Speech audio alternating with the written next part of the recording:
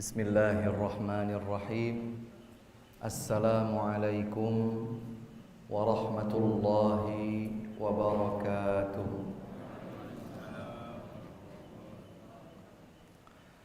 Alhamdulillahilladzi hadana lihada wa ma kunna linahtadiya laula an hadana Allah.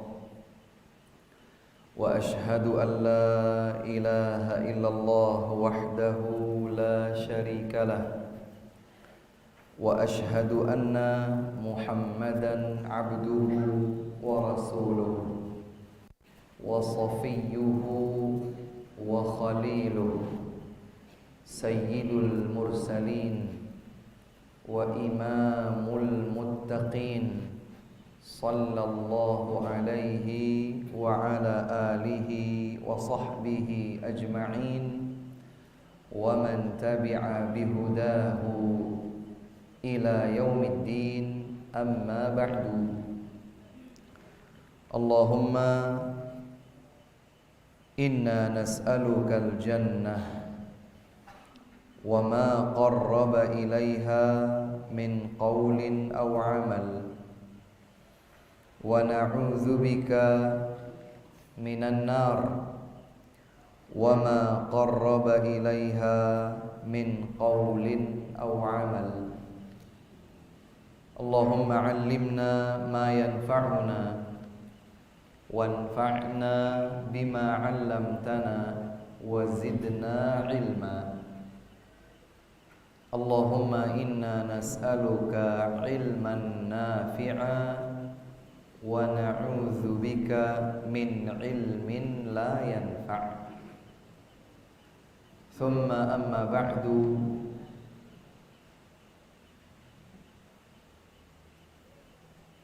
Bapak-bapak, ibu-ibu, jamaah Masjid Ni'ma Darul Qarar yang semoga selalu disayangi oleh Allah Subhanahu wa ta'ala. Para ustadz, para kiai, para sepuh, ini sepuh yang semoga dipanjangkan usianya dalam ketaatan kepada Allah Subhanahu wa ta'ala. Alhamdulillah, di malam hari yang cerah karena tidak hujan, cerah dan berbahagia ini, kita dikumpulkan kembali oleh Allah Subhanahu wa ta'ala di masjid yang kita cintai bersama ini, masjid yang kita makmurkan dengan berbagai ketaatan kepada Allah Subhanahu wa ta'ala. Kebersamaan kita adalah untuk mendapatkan pahala Allah Subhanahu wa ta'ala melalui talabul ilmi, belajar ilmu agama, mendengar dan mengkaji ayat-ayat Allah Subhanahu wa ta'ala, belajar dan mengkaji hadis-hadis Nabi Muhammad sallallahu alaihi wasallam. Al-Quran dan Al-Hadis adalah sumber kebenaran. Maka izinkan saya, Bapak dan Ibu sekalian, untuk mengingatkan kita semua agar memurnikan keikhlasan niat di dalam hati masing-masing, agar setiap langkah dan gerak tangan kita sampai ke masjid ini, berada di majelis ini, akan tercatat di sisi Allah Subhanahu wa ta'ala sebagai pemberat timbangan kebaikan dan kesalihan kita. Allahumma amin. Maka Bapak Ibu, kita wajib bersyukur kepada Allah Tidak setiap orang diberikan kemudahan, taufik untuk bisa sampai di majelis ilmu ini. Tadi saya mendapatkan informasi bahwa sebagian jamaah ada yang bahkan datang dari Purworejo. Masya Allah, jauh dari Purworejo datang ke masjid ini untuk berada di majelis ilmu. Allahu Akbar. Bila setiap langkah kita, setiap putaran roda kendaraan kita bawa dengan keikhlasan niat kepada Allah Subhanahu wa taala, akan berapa banyak pahala yang diraih. Saya ingat sebuah hadis yang diriwayatkan oleh Al-Imam Al-Hakim dalam kitab Al-Mustadrak dengan sanad yang sahih dari sahabat mulia Abu Umamah Al-Bahili radhiyallahu taala anhu. Baginda Rasulullah Nabi Muhammad sallallahu alaihi wasallam bersabda, "Man ghada ilal masjidi la yuridu illa liyata'allama khairan aw yu'allimah, kutiba lahu ka ajril haji tammat hajjatuh." Barang siapa yang melangkahkan kaki menuju masjid untuk belajar atau mengajarkan kebaikan, niscaya akan dicatat baginya seperti pahala hamba yang berhaji dengan kualitas haji yang sempurna. Allahu Akbar. Ini bulan Dzulhijjah, Pak. Bulan haji kata orang. Sekaligus ini menjadi bulan penutup tahun 1443 Hijriah. Dan kita akan menyambut 1444 Hijriah. Semakin jauh kita terjarak waktu dengan baginda Nabi Muhammad sallallahu alaihi wasallam, sekaligus sesungguhnya kita justru semakin lebih dekat dengan titik akhir ajal kita tiba. Maka hendaklah kita bersemangat. Setiap kali ada peluang kebaikan di hadapan kita, kita ambil. Mungkin itu yang menjadi bekal terbaik kita saat menjumpai Allah Subhanahu wa ta'ala. Monggo Bapak Ibu, saudara-saudari, jamaah sekalian yang kami cintai karena Allah Subhanahu wa ta'ala, luruskan niat hati saya dan panjenengan juga karena Allah, bukan karena yang lain. Bagi saya misalnya, seorang dai, seandainya yang hadir di majelis ini hanya satu orang saja, semestinya tidak membuat saya surut semangat untuk belajar dan mengajarkan kebaikan. Begitulah Bapak dan Ibu sekalian, kita itu semangat belajar ada di majelis ilmu bukan hanya karena kalau jumlahnya banyak saya semangat, ning kalau jumlahnya sedikit yo saya aras-arasan. Jangan. Setiap kali ada peluang kebaikan, bismillah. Allah Subhanahu wa ta'ala sudah memudahkan kita dengan taufiknya. Kita langkahkan kaki di masjid ini. Mungkin ada yang sudah capek, mungkin ada yang sudah ngantuk, mungkin ada yang belum makan malam. Mungkin dia bersabar dia luruskan niatnya karena Allah Subhanahu wa ta'ala, sebentar, tidak lama insya Allah. Tapi kalau niatnya datang ke masjid ini selepas melaksanakan salat Isya adalah untuk belajar atau mengajarkan kebaikan, meski kita tidak berada di tanah suci, meski kita tidak sedang berpakaian ihram layaknya jamaah haji, kita berkesempatan dapat pahala haji yang sempurna. Allahu Akbar. Bapak dan Ibu sekalian rahimakumullah, salawat serta salam semoga selalu terhaturkan, indah dan sempurna kepada baginda tercinta Nabi Muhammad sallallahu alaihi wa ala alihi wasallam, kepada keluarga beliau, sahabat beliau, istri beliau, ummahatul mukminin, dan semoga juga sampai kepada seluruh umat beliau yang bersungguh-sungguh mengikuti tuntunan sunnah beliau hingga akhir hayat kelak. Ma'asyiral muslimin wal muslimat rahimakumullah, sebagaimana sejak awalnya, saya lupa kita mulai sejak kapan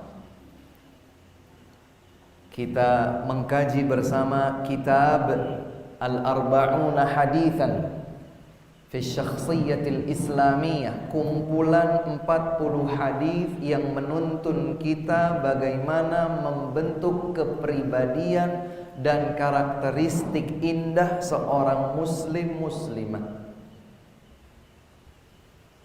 Saya mohon maaf Bapak Ibu, beberapa kesempatan yang lalu kok kebetulan berhalangan untuk hadir di majelis ini karena beberapa keperluan yang tidak bisa diwakilkan kepada yang lain. Tapi alhamdulillah malam ini saya bisa bersama dengan panjenengan kembali. Semoga Allah Subhanahu wa ta'ala memanjangkan usia kita sehingga kita bisa selalu bertemu, berkumpul di dalam kebaikan majlis-majlis ilmu insyaallah. Ternyata dari kajian kita ini kita sudah sampai ke hadis yang ke-17. Bagaimana seorang hamba selalu ingat dan selalu bergantung meminta hanya kepada Allah Subhanahu wa ta'ala. Pribadi indah seorang muslim muslimah, karakter mulia seorang mukmin mukminah adalah tidak lepas dari selalu berzikir mengingat Allah, berdoa, memohon, mengemis kepada Allah Subhanahu wa ta'ala. Inilah karakter seorang muslim dan muslimah. Bahkan dalam pembahasan secara lebih terperinci tentang tauhid, di antara nilai sempurna tauhid seorang hamba, dia tidak minta kepada sesama manusia. Semoga tidak salah terpahami. Saya ulangi. Di antara kesempurnaan nilai tauhid seorang hamba adalah tidak banyak meminta kepada sesama manusia.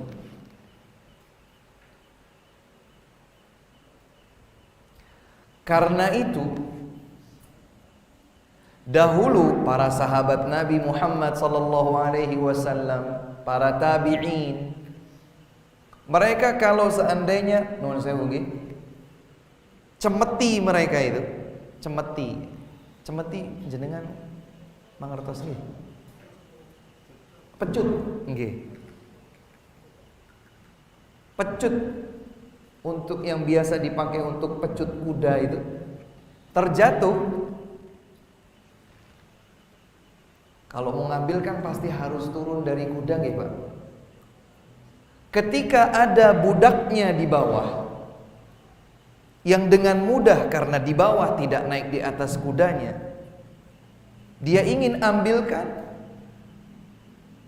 maka sahabat ini menolak. Cukup, biar saya ambil sendiri. Kenapa?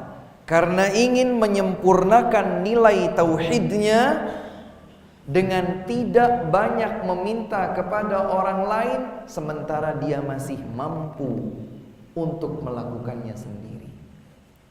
Apalagi orang itu adalah orang yang asing. Ustadz, jadi boleh atau tidak meminta tolong kepada orang lain? Hukum asalnya boleh, mubah. Merusak tauhid atau tidak Ustadz? Tidak merusak tauhid bila dia tidak bergantung kepada manusia. Tapi tauhid seorang hamba akan sempurna jika dia selalu mendahulukan Allah Subhanahu wa ta'ala dalam setiap hajat kebutuhannya. Coba kita ingat-ingat. Saya tidak akan membahas panjang lebar, tapi saya ingin kita mengingat bagaimana dahulu Nabi Ibrahim alaihi salam sendirian loh Pak. Nabi Ibrahim alaihi salam sendirian. Disebut sendirian karena waktu itu beliau belum menikah. Beliau berdakwah tauhid yang bahkan dimusuhi oleh ayah kandungnya sendiri. Sebutkan dalam Al-Quran. Saya tidak akan masuk karena akan panjang.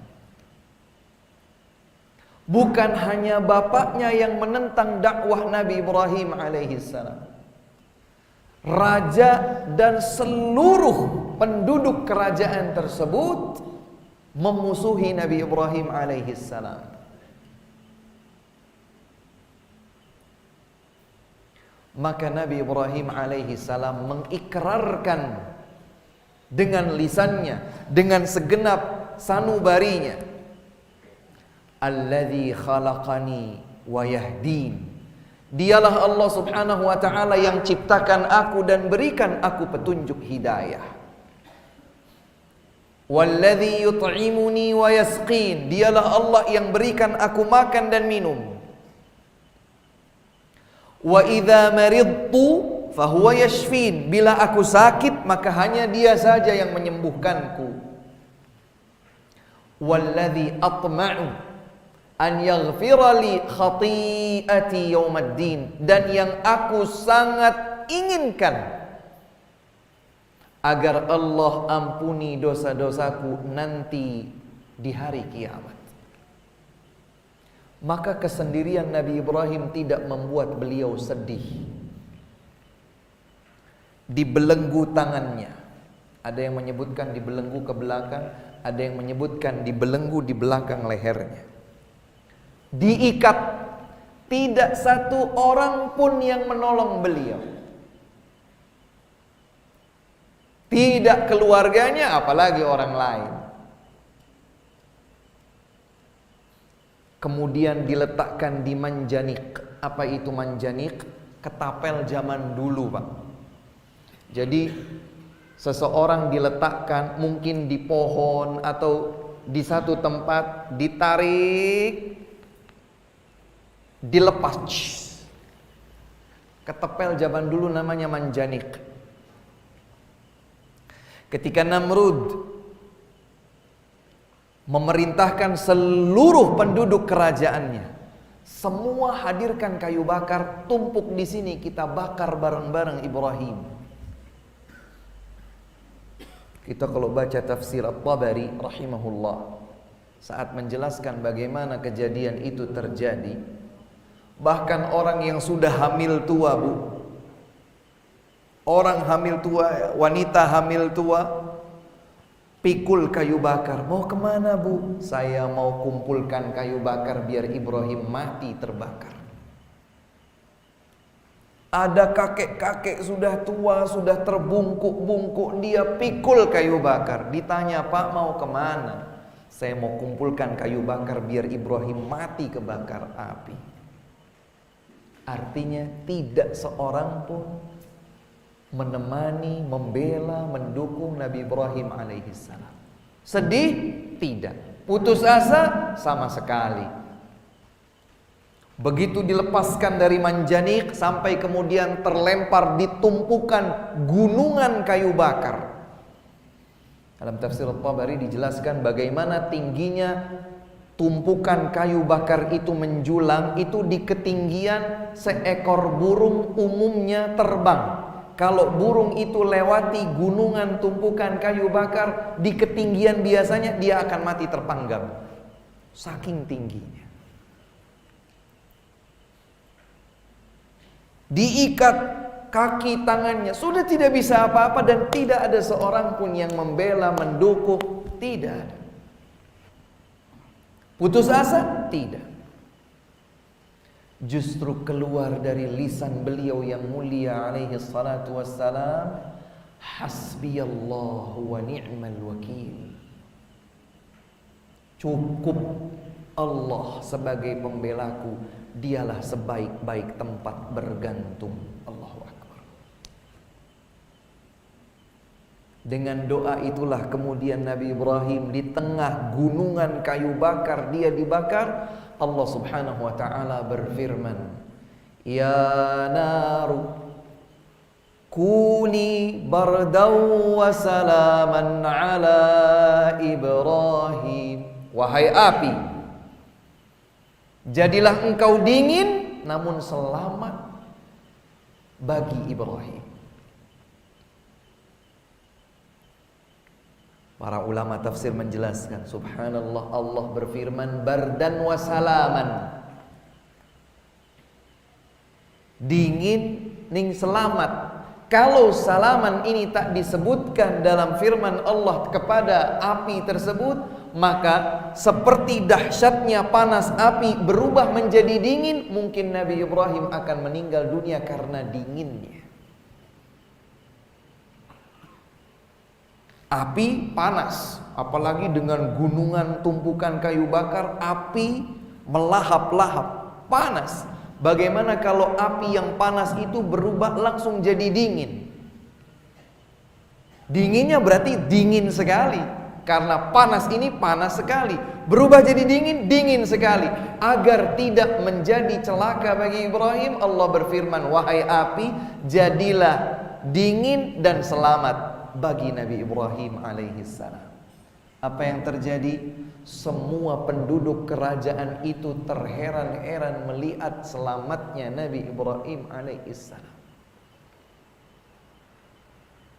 Pembahasan kita di hadis ke-17 adalah ini. Bagaimana karakter seorang muslim muslimah dalam keadaan apapun dia meranking satukan ketergantungannya kepada Allah. Dia meminta hanya kepada Allah. Dia mengemis segala sesuatu kepada Allah.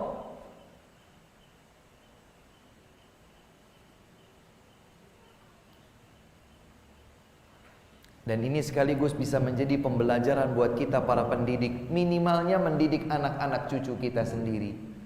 Ketika ada anak-anak kecil, anak kita, cucu kita mungkin datang, Pak mau maem, Bu saya lapar. Nah itu kan meminta kepada bapak dan ibunya. Manfaatkan ini sebagai momen menanamkan tauhid. Sini Le, sini Nduk. Nah, yang memberikan kita manusia ujian lapar adalah Allah. Dan yang maha memberikan rizki adalah Allah. Dan yang maha menghilangkan lapar kita adalah Allah. Mintalah segala sesuatu kepada Allah. Sini, Bu antarkan kamu maem. Ambilkan nasi, ambilkan lauk. Ayo nak, jangan lupa ini semua dari Allah. Ucapkan bismillah. Tanamkan tauhid. Karena seorang mukmin, mukminah yang sejati selalu saja ingat kepada Allah, minta kepada Allah, bergantung sekaligus mengemis, menghinakan diri kepada Allah Subhanahu wa ta'ala. Dari sahabat mulia An-Nu'man ibnu Bashir radhiyallahu anhuma, beliau telah mendengar Nabi Muhammad sallallahu alaihi wa ala alihi wasallam bersabda, sabdanya pendek, ad-du'a'u huwal ibadah. Doa itu adalah ibadah. Kemudian Nabi Muhammad sallallahu alaihi wasallam membaca firman Allah Subhanahu wa taala dalam surat Ghafir ayat ke-60. Surat Ghafir urutan surat ke-40 ayat 60. Allah Subhanahu wa taala berfirman, ayat ini dibacakan oleh Nabi. Wa qala rabbukum ud'uni astajib lakum innal ladzina yastakbiruna an ibadati sayadkhuluna jahannama dakhirin. Dan Allah Subhanahu wa taala Rabb kalian telah berfirman, berdoalah kalian meminta kepadaku, niscaya aku akan kabulkan untuk kalian. Masya Allah, janji, garansi dari Allah Subhanahu wa ta'ala. Berdoalah kalian kepada Allah, niscaya Allah akan kabulkan. Innal ladzina yastakbiruna an ibadati, sungguh hamba-hamba yang sombong dari berdoa meminta kepadaku, sayadkhuluna jahannama dakhirin, mereka akan masuk ke dalam neraka jahannam dalam keadaan hina dina. Hadis ini sahih, diriwayatkan oleh Al-Imam Ahmad, Al-Imam Al-Bukhari dalam kitab Al-Adabul Mufrad, Al-Imam Abu Dawud, Al-Imam Tirmidzi, Al-Imam An-Nasa'i dan seterusnya dengan sanad yang sahih. Bapak, Ibu sekalian jamaah yang dimuliakan oleh Allah Subhanahu wa taala. Jadi kalau kita berdoa, meminta, bergantung, mengemis, menghinakan diri, memohon kepada Allah, itu memang yang Allah inginkan dari kita. Allah memang minta kita untuk menghinakan diri kepadanya. Bahkan jelas, singkat, padat, Nabi bersabda, ad-du'a'u huwal ibadah. Berdoa itulah ibadah. Mungkin muncul pertanyaan pada sebagian kita, Ustadz, memangnya cuman berdoa yang ibadah itu? Kan ada sholat, kan ada puasa, kan ada zakat, kan ada sedekah, baca Quran, bakti sama orang tua, silaturahim, berbuat baik pada tetangga, dan seterusnya dan seterusnya dan seterusnya dan seterusnya. Banyak sekali ibadah. Kok cuma dinyatakan doa adalah ibadah? Yang lain apa namanya? Bukan ibadah, bukan itu maksudnya. Disebut ad-du'a'u huwal ibadah. Doa adalah ibadah karena diantara yang membuktikan penghambaan diri seseorang kepada Allah adalah doa. Ini seperti misalnya ungkapan Nabi, al-hajju arafah. Haji itu adalah wukuf di Arafah. Loh, emangnya haji cuma wukuf? Kan enggak. Ada tanggal 8 Dzulhijjah ya, hari tarwiyah. Ada wukuf di Arafah, ada bergerak menuju Muzdalifah, menginap di Muzdalifah. Di keesokan hari kemudian beranjak menuju Mina. Ada lontar jamarat, ada potong hadyu, ada gundul, ada tawaf ifadah, ada sa'i, dan seterusnya. Kok cuma dikatakan al-hajju Arafah? Haji adalah wukuf di Arafah. Kenapa begitu Ustaz? Karena jantung perjalanan ibadah haji ada pada wukuf di Arafah. Dan Arafah adalah ibadah yang tidak bisa tergantikan di waktu yang lain. Kalau seseorang terlambat haji misalnya, dia kok baru sampai di kota Mekah misalnya, di tanggal 9 Dzulhijjah pagi, belum sempat tawaf, belum sempat sa'i, belum berada di Mina sebelumnya di hari Tarwiyah, kok sampai di kota Mekah tanggal 9 Dzulhijjah, dari Mekah dia beranjak langsung ke Arafah untuk wukuf. Sempat dia dapatkan mulai tergelincirnya matahari di tanggal 9 Dzulhijjah, masuk waktu sholat duhur, terus sampai terbenamnya matahari ditandai dengan adzan maghrib. Dia dapat itu, alhamdulillah, dia bisa gantikan atau dia bisa susulkan yang belum dia lakukan seperti tawaf sa'inya setelah itu nanti. Tapi kalau wukufnya sudah kelewat, mau diganti di waktu yang mana? Lawang wukuf itu hanya di waktu tersebut, di tempat tersebut, tidak bisa tergantikan.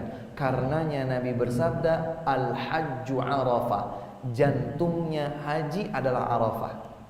Seperti itulah Nabi menyatakan, ad-du'a'u huwal ibadah, doa adalah ibadah. Emangnya yang lain bukan ibadah, Ustaz? Ibadah. Ning doa memiliki kedudukan yang sangat tinggi, tidak dapat tergantikan oleh yang lain. Karenanya kemudian Nabi membacakan ayat ini, ayat 60 dalam surat Ghafir. Dalam ayat 60 ini dijelaskan yang pertama, ada perintah untuk berdoa. Ayo berdoa. Yang kedua, Allah jamin, Allah garansikan, siapa saja berdoa meminta kepada Allah, maka Allah akan kabulkan. Di sini nanti ada catatan, saya susulkan berikutnya, syarat dan ketentuan berlaku. Hukum asalnya doa itu mustajab.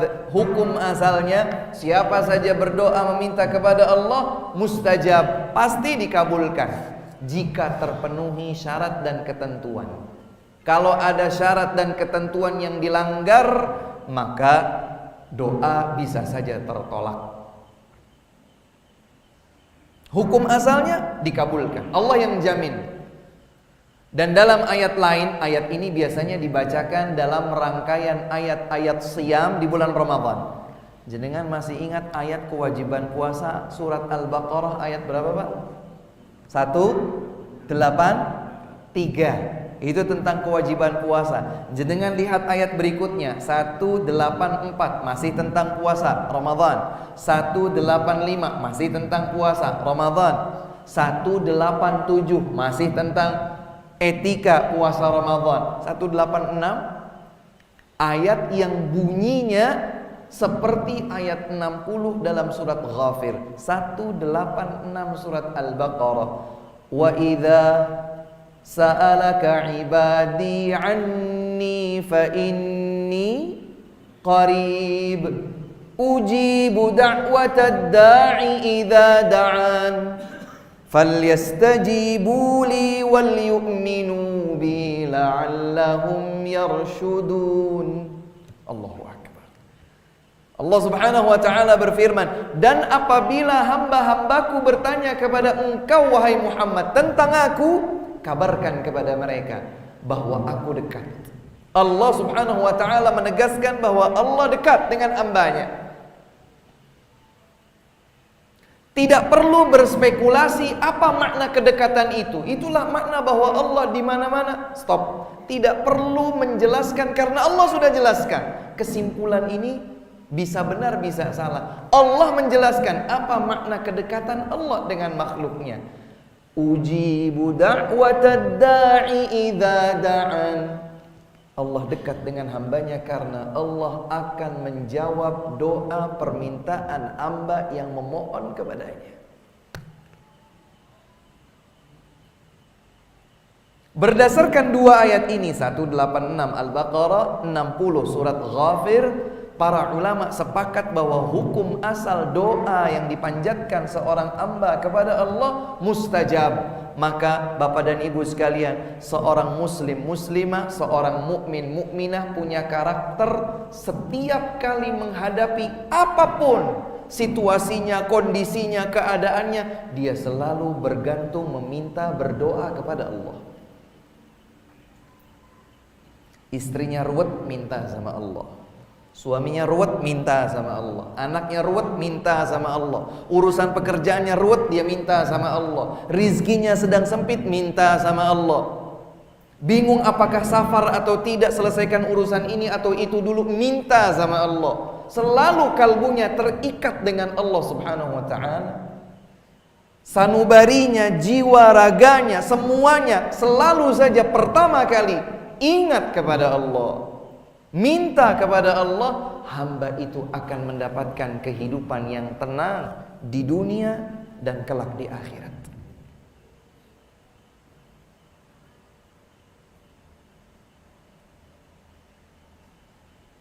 Ustadz, katanya banyak meminta itu tidak baik. Itu kepada manusia. Kepada Allah, justru Allah subhanahu wa ta'ala marah kepada hamba yang tidak meminta kepadanya.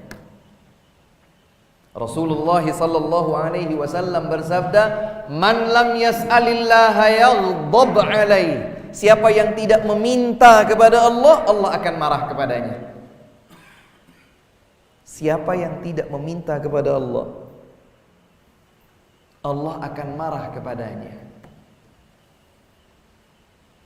Ini jauh berbeda, bahkan 180 derajat berbeda. Allah tidak serupa dengan makhluknya. Kita ini manusia, kita ini banyak terbatas, banyak keterbatasan. Coba jenengan Pak, sebagai seorang suami, sebagai seorang kepala keluarga, coba istri kita minta. Oh ya saya kasih Pak Ustadz. Saya kan sayang sama dia. Saya juga punya yang dia minta, saya kasih. Kalau minta lagi, ya saya kasih lagi Pak Ustadz. Minta lagi, saya kasih Ustadz. Minta terus. Semenit sekali minta. Bayangkan kalau jenengan jadi suami, jenengan jadi ayah, istri jenengan, anak jenengan setiap 1 menit minta. Apa yang akan terjadi? Ya jengkel. Manusia itu punya karakter setiap kali lebih banyak diminta, dia akan jengkel, marah. Seandainya pun ada seorang yang paling dermawan di dunia ini, gampang memberi, gampang berbagi dengan orang lain, dia juga punya keterbatasan waktu. Sekalipun orang itu dermawan, sangat dermawan, nomor 1 di dunia kedermawanannya, apakah kita berpikir kita bisa ketuk pintu rumahnya jam 2 malam? Kan ya enggak. Orangnya lagi tidur, besok lagi. Oh enggak usah, dia dermawan, ketok pintu rumahnya, ketok pintu kamarnya, Pak nyuwun. Apa terbayang orang dermawan itu akan dengan senang hati, oh iya selamat, terima kasih mengganggu tidurku ini? Kan tidak mungkin. Itulah keterbatasan manusia. Berbeda dengan Allah subhanahu wa ta'ala. Allah subhanahu wa ta'ala tidak pernah sekejap mata pun menutup pintu doa, tidak pernah. 1 detik berlalu pintu doa Allah tertutup, tidak pernah. Terbuka 24 jam setiap hari. Pintu permohonan kepada Allah subhanahu wa ta'ala tidak pernah tertutup sampai kapanpun, sampai hari kiamat tiba.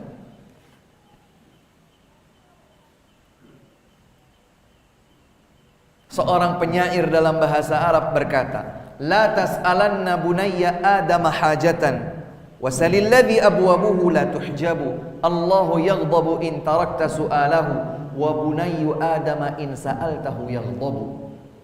Jangan kau banyak minta kepada anak cucu Adam, mintalah dari Allah yang pintu-pintu doanya tidak pernah tertutup.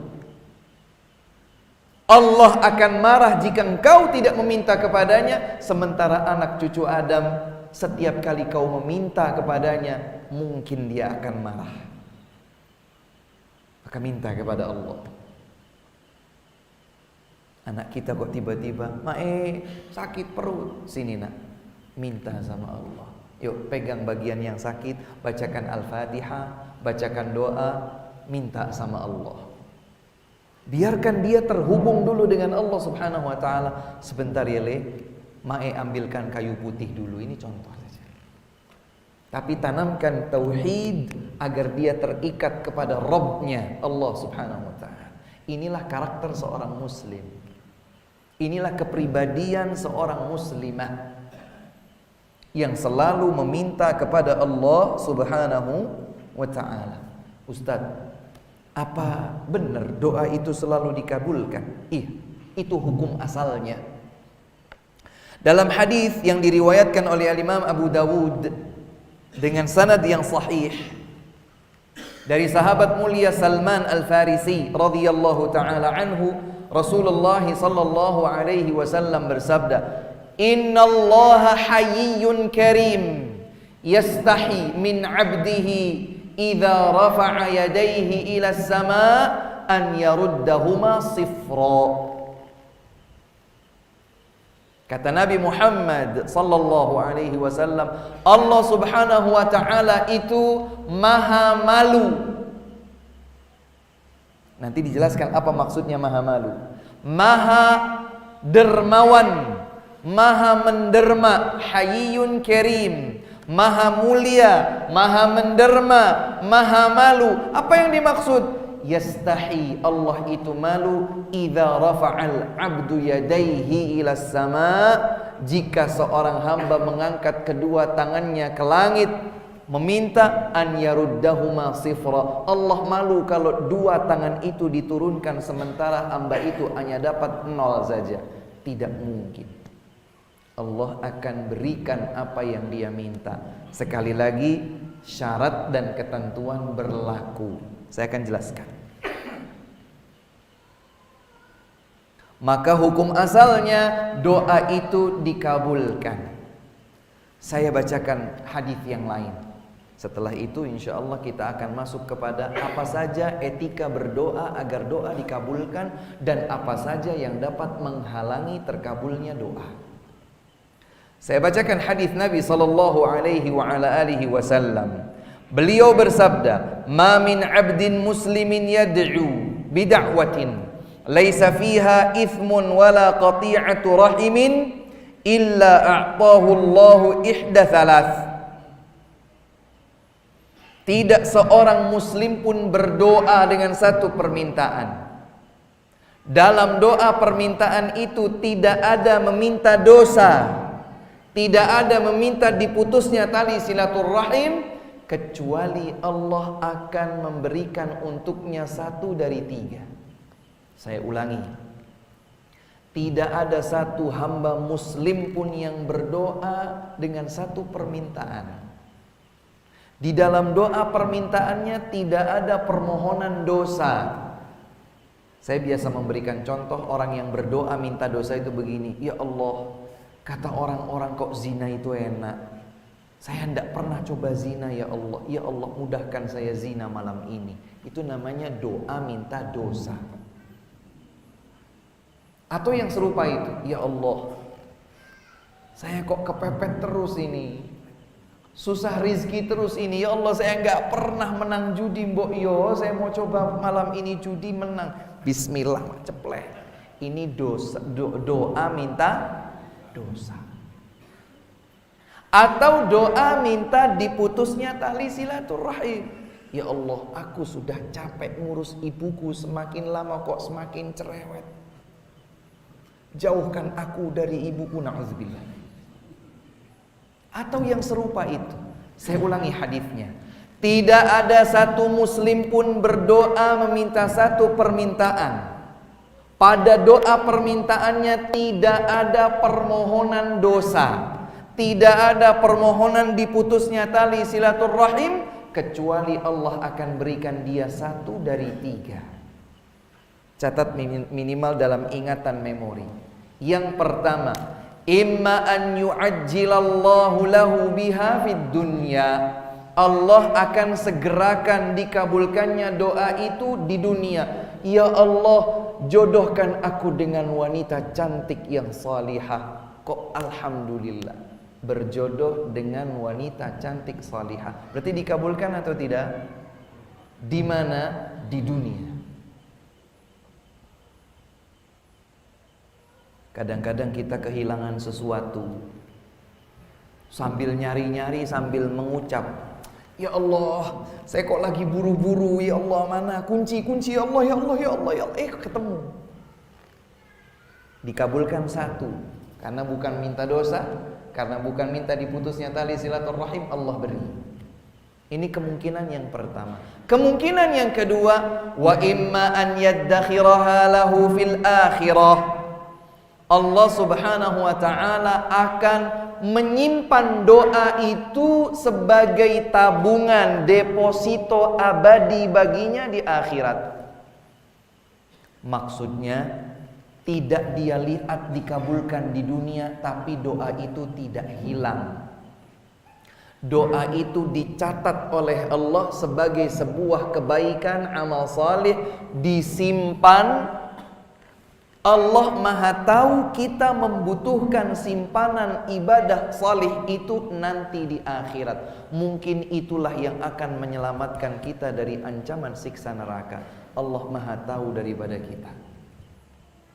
Jadi doa itu tidak hilang, doa itu tidak menguap, bukan berarti tidak dikabulkan. Berprasangka baiklah kepada Allah. Oh, mungkin Allah simpan doaku di akhirat, mungkin aku butuhkan catatan doa itu nanti yang menyelamatkanku dari ancaman siksa neraka. Ini kemungkinan yang kedua. Kemungkinan yang ketiga, wa imma an yasrifa anhu su'a mithlaha. Dia dikabulkan doanya dalam bentuk diselamatkan dari satu musibah petaka yang senilai dengan permohonan doanya.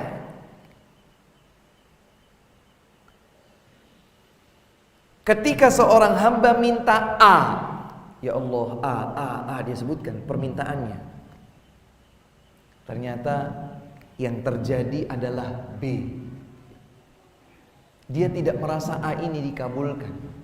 Ternyata A ini senilai dengan diselamatkannya dia dari sebuah celaka dan musibah.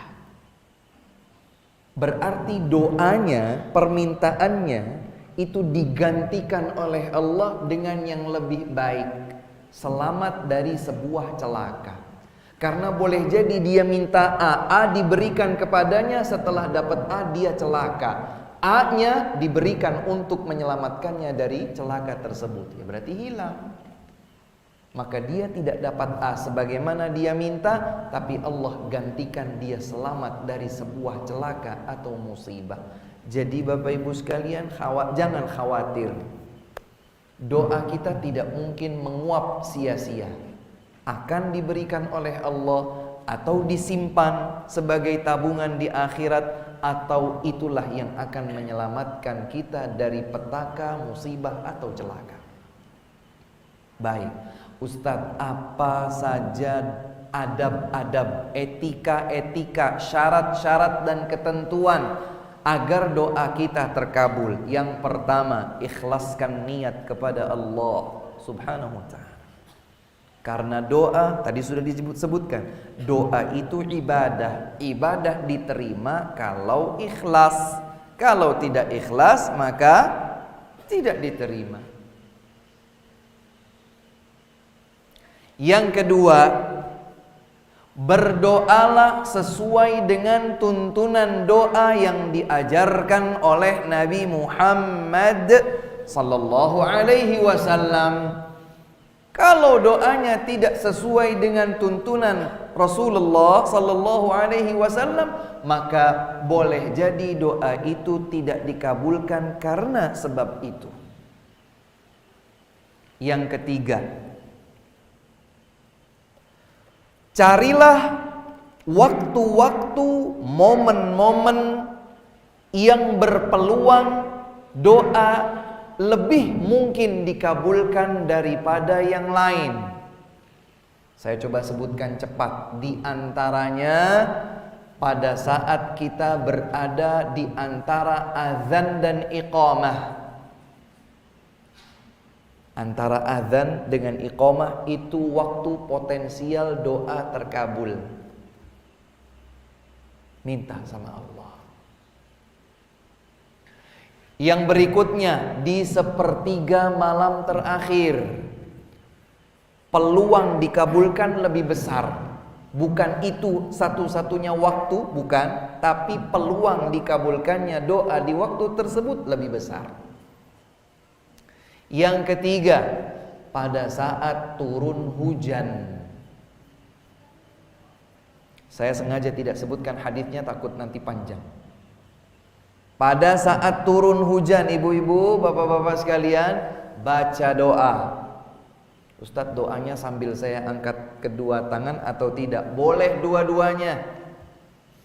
Sambil mengangkat kedua tangan, apalagi dalam keadaan berwudu, itu yang terbaik. Tapi kalau sedang tidak memungkinkan angkat kedua tangan dan dalam keadaan tidak berwudu, maka itu sah-sah saja. Contohnya kalau ibu-ibu lagi gendong anak, sedang tidak mungkin untuk mengangkat kedua tangan, mungkin juga terkena pipis misalnya, atau dalam keadaan buang angin tidak berwudu, berdoa boleh, sah. Pada saat turun hujan. Yang berikutnya pada saat safar. Ketika jenengan safar, Pak, Ibu, ketika perjalanan safar, maka perbanyak doa.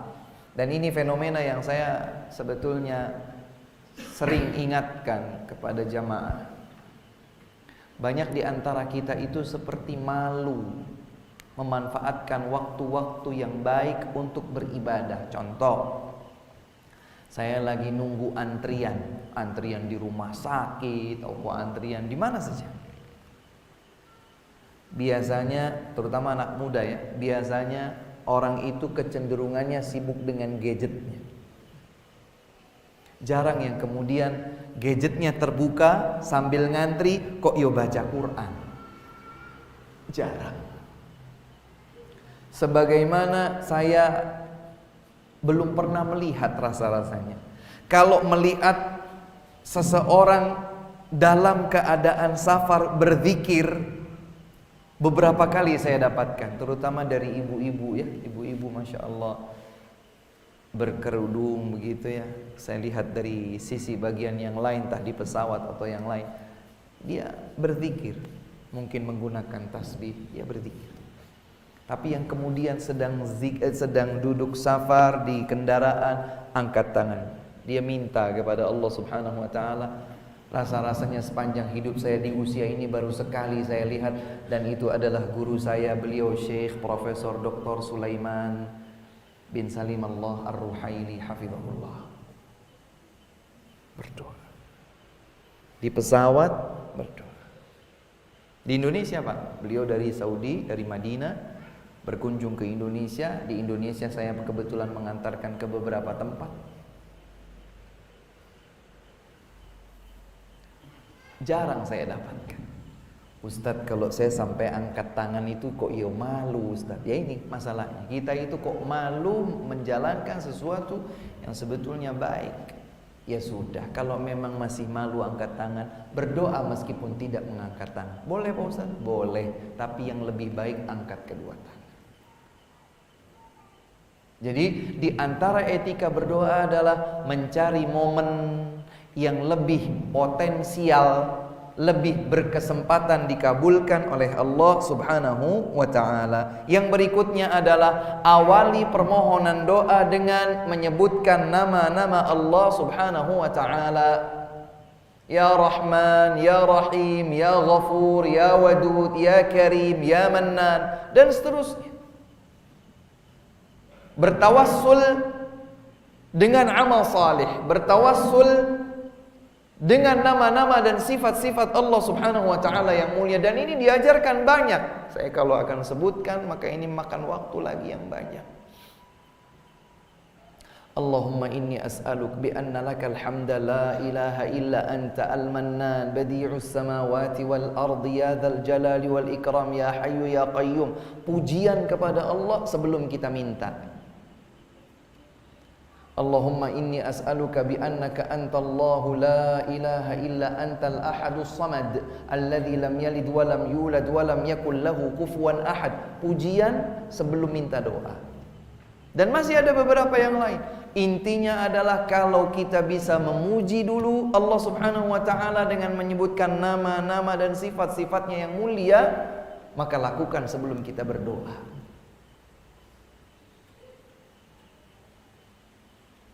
Ya.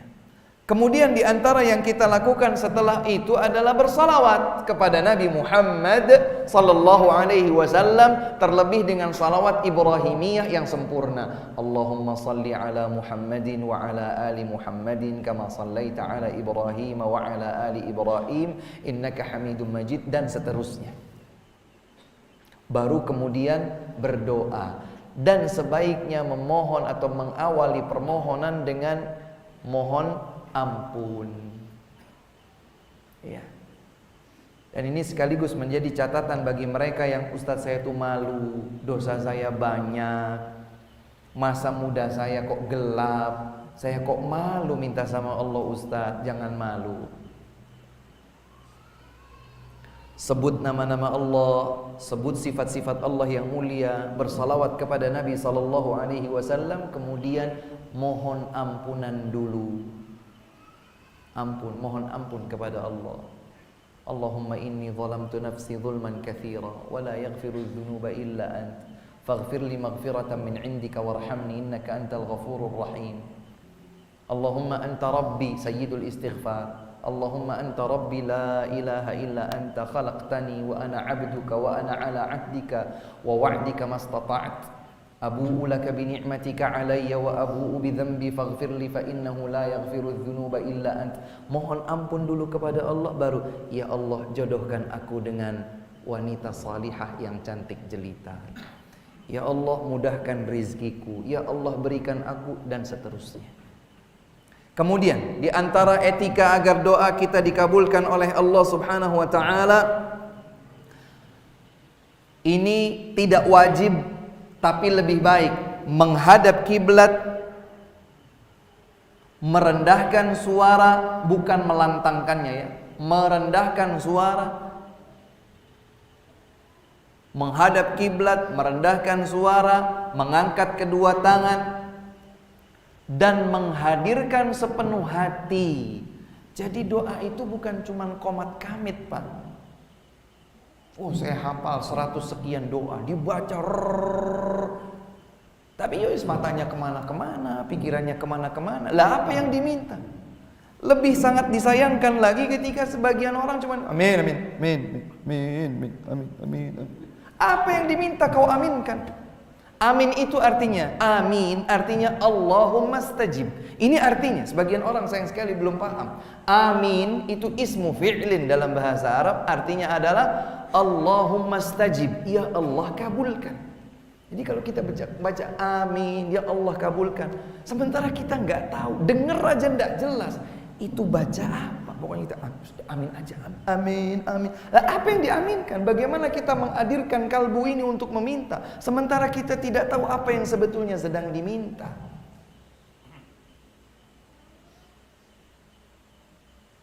Dan ini telah disabdakan oleh Rasulullah sallallahu alaihi wasallam.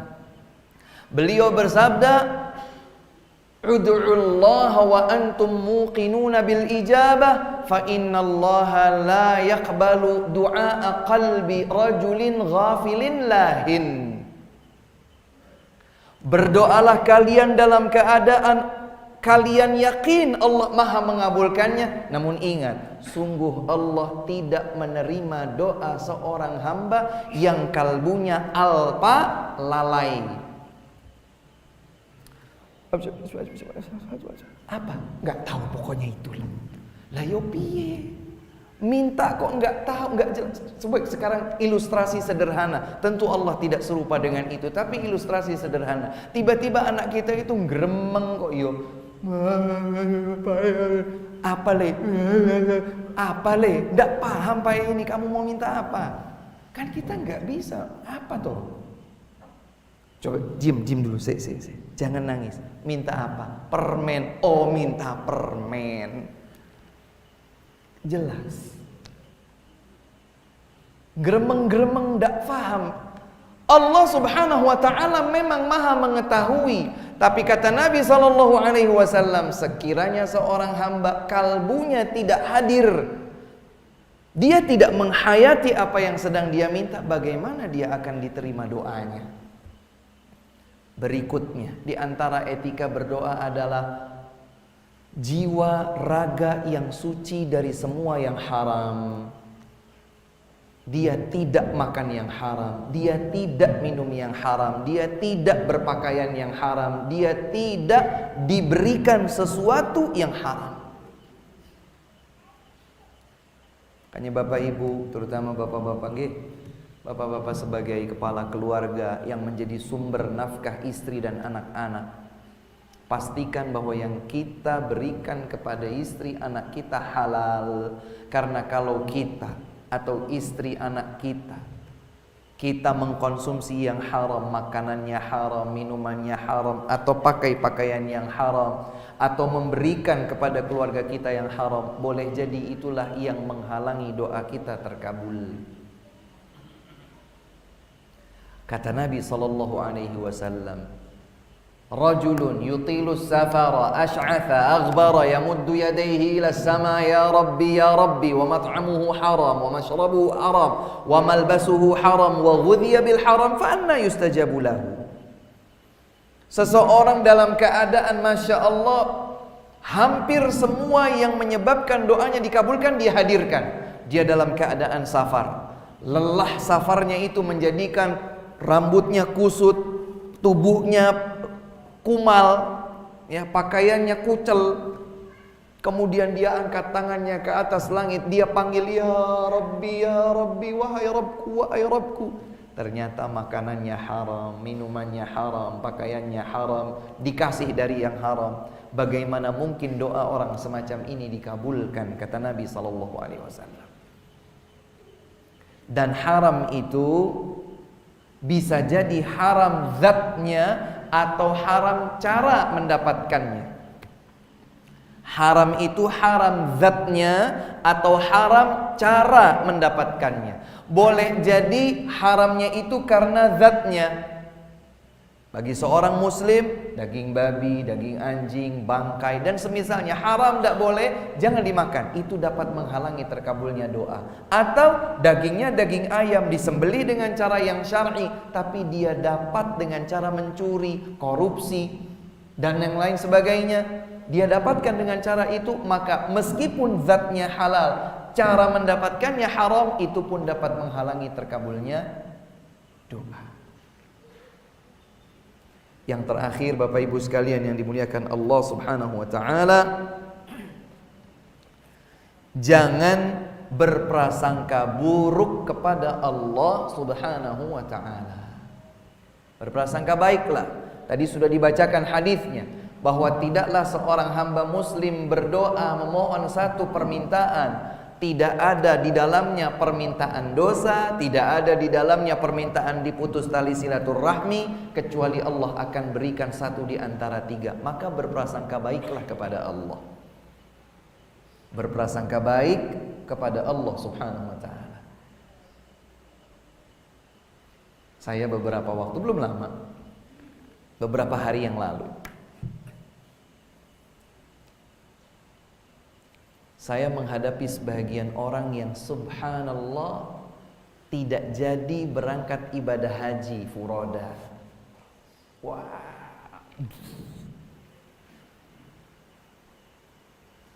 Kunci orang-orang yang tetap tenang menghadapi kegagalannya berangkat ibadah haji, kuncinya adalah pada ketenangan hatinya beriman kepada takdir dan prasangka baiknya kepada Allah. Ada sampai orang, ya gimana saya kelewatan haji akbar, ini itu, sudah bayar ratusan juta.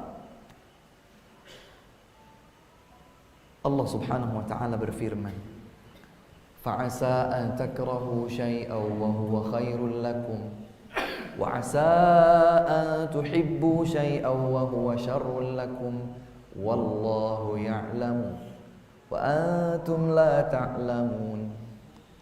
Boleh jadi kalian membenci sesuatu padahal itu yang baik dari Allah buat kalian. Boleh jadi kalian cintai, sukai sesuatu padahal itu buruk dari Allah buat kalian. Hanya Allah yang Maha mengetahui, kalian tidak mengetahui.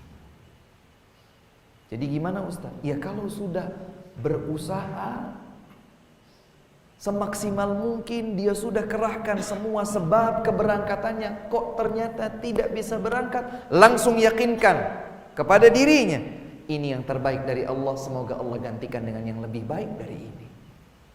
Dia jalan lagi untuk menatap kehidupan baru di depan. Jangan bersuudzon kepada Allah. Yakinkan kepada diri kita dengan iman bahwa Allah Subhanahu wa taala sayang kepada seorang hamba yang berprasangka baik kepadanya. Hadirin dan hadirat yang dimuliakan oleh Allah Subhanahu wa taala, itu kira-kira yang bisa disampaikan di kesempatan yang berbahagia ini. Alhamdulillah, semoga menjadi ilmu yang bermanfaat bagi kita semua.